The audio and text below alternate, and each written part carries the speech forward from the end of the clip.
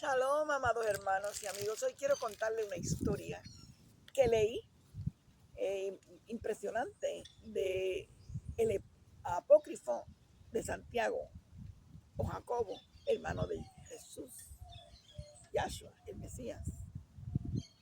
Y es la historia de Mariam, la madre biológica, que le prestó el vientre al Señor para traer a Jesús hombre. No la madre de Dios, la madre de Jesús hombre. Y cuenta Santiago, el apócrifo de Santiago, que ella es su madre, María, su mamá. Pues María nace de una familia muy acaudalada, de la línea también del linaje de David.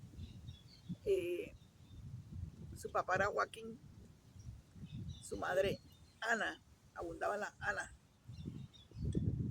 Y también, como la madre de Samuel, Ana era estéril. Entonces Joaquín era muy adinerado y daba siempre ofrendas dobles.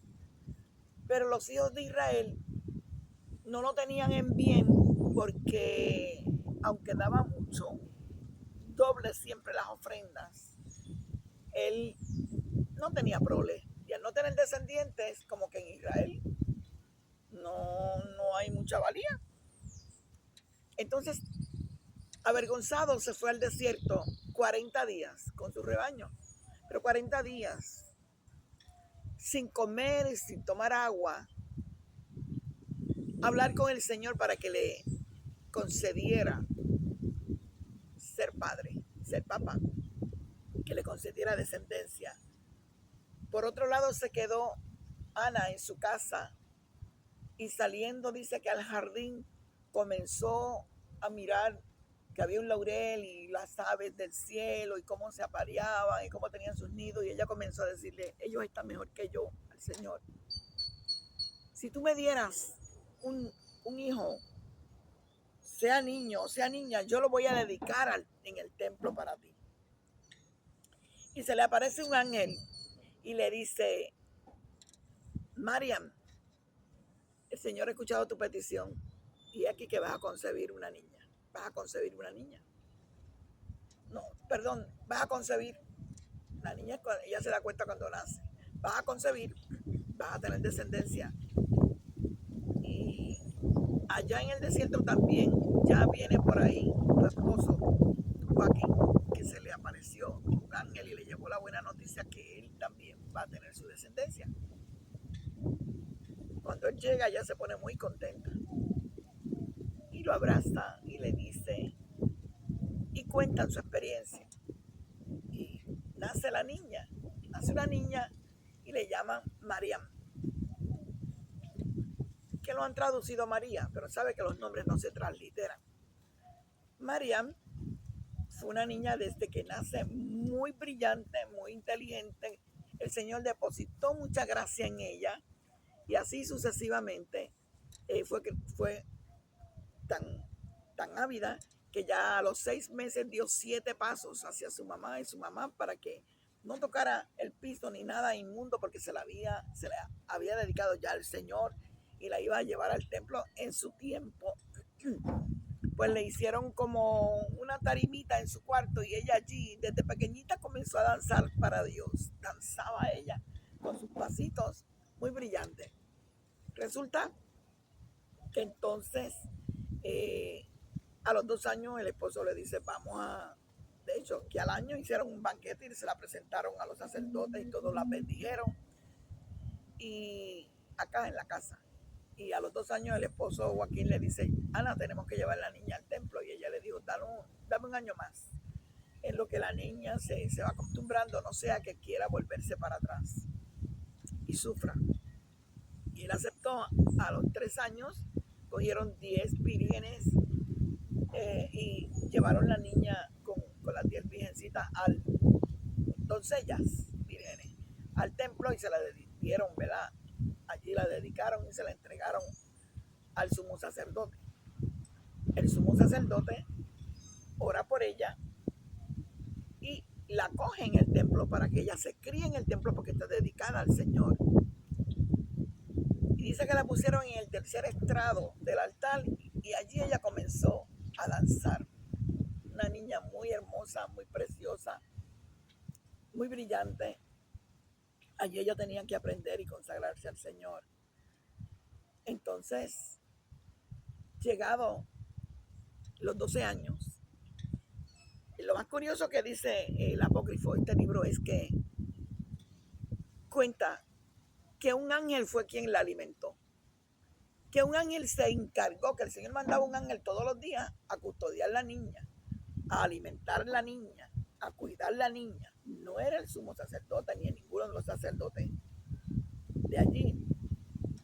Entonces, a los 12 años, el sumo sacerdote dijo, wow, ya está crecida la niña y va a ser señorita. ¿Sabe que en la ley decía que una mujer cuando tiene su periodo menstrual no puede estar en el templo porque lo mancha? Dice, tenemos que sacar la niña de aquí. Y los reunió a todos los sacerdotes que cooperaban, que trabajaban en el templo para ver qué les sugería. Y la sugerencia fue que invitaran a todos los viudos de Israel y que trajeran sus varas. Entonces el sacerdote le pidió sus varas que pasaran en el templo la noche, las varas, que al otro día fueran a buscarlas. En eso, pues llegó José también. Pero José era un viudo que tenía otros hijos y que ya estaba bastante mayor.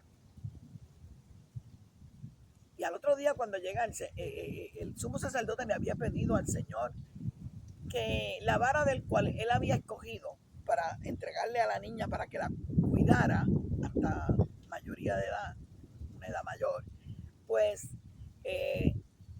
diera una señal. Y resulta que entregaron todas las varas y ninguna daba una señal, pero cuando le entregaron la de José, al final, y él la coge, de la vara sale una paloma y comienza a revolotear sobre su cabeza.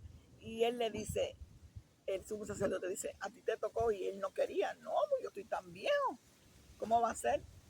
Porque después la tenía que escoger por esposa, al final. Y él le dijo, mira, no te pongas rebelde porque a ti te escogió el Señor. No vaya a pasar como a Biram, de la rebelión de Coré. Y él dijo, bueno, está muy bien. Y se la llevó a su casa. Y la comenzó a criar con, con la ley, ¿verdad? La Torá. Y la muchachita iba creciendo en gracia, en favor. Pero José era carpintero y hacía edificaciones. Y un día ya la niña tenía casi, ya tenía más de 15 años, salió y la dejó sola. Cuando él regresa, ya habían pasado 6 meses, ella tenía 16 y estaba en estado de preñez. Ella no sabía porque no había conocido varón. Cuando José llega y la ve, comienza a llorar y dice, pero ¿quién ha hecho tal cosa? Y ella decía, yo no conozco varón, yo soy inocente, pero es que mira, lo que se ve no se pregunta, como se dice, ¿no? Entonces, él dice algo que me llamó mucho la atención. Me ha pasado que por descuidar y dejar sola a la niña, me ha pasado lo que le pasó a Adán, que la serpiente vino y engañó a Eva. Así entró aquí un ladrón y violó a esta muchacha. Aquí entró un sinvergüenza y violó a esta niña. Entonces van al sumo sacerdote, viene Anás, Anás era, a visitarlo y se da cuenta que está Mariam preñada y va y se lo dice y acusan a José. Entonces José dice, no, yo soy inocente. ¿Y qué sucede? Que entonces le dan lo que habla la Torá, que al que comete un pecado o el hombre cree que la mujer lo ha engañado, le dan a tomar el agua sagrada que le echaban un polvo de la ceniza del altar. Y esa agua era como una maldición, como un veneno, porque estaba establecido por el Señor. Te la toma, se le inflaba el vientre. Y si eras culpable, te morías.